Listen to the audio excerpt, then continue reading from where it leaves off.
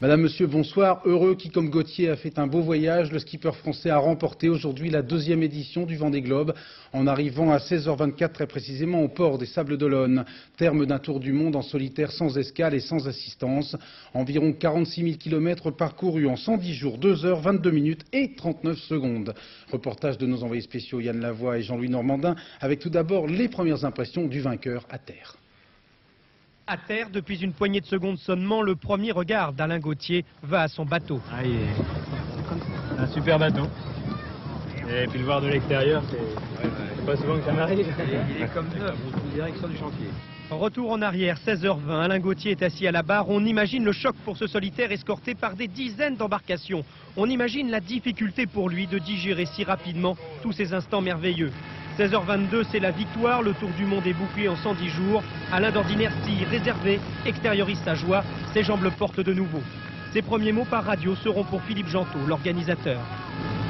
Bravo pour cette arrivée qui, encore une fois, sous le soleil, comme le départ, c'est fantastique. C'est surtout à toi qu'il faut dire bravo pour ta super victoire, ton bateau est en superbe état. Alain affale ses voiles pour rentrer doucement dans le chenal et mieux se délecter des bravos poussés par des milliers de Vendéens venus faire de ce 12 mars un jour inoubliable.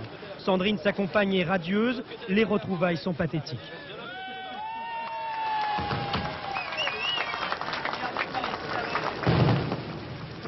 Mais que lui a-t-elle glissé à l'oreille?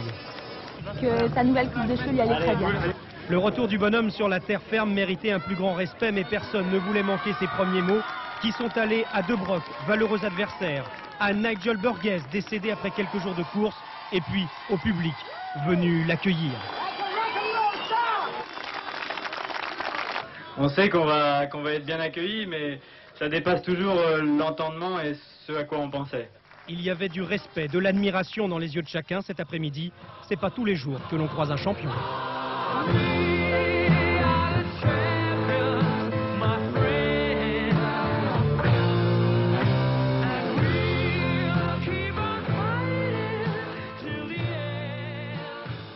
On mesure encore mieux l'exploit en rappelant que sur les 14 concurrents au départ, 6 seulement vont boucler ce tour du monde.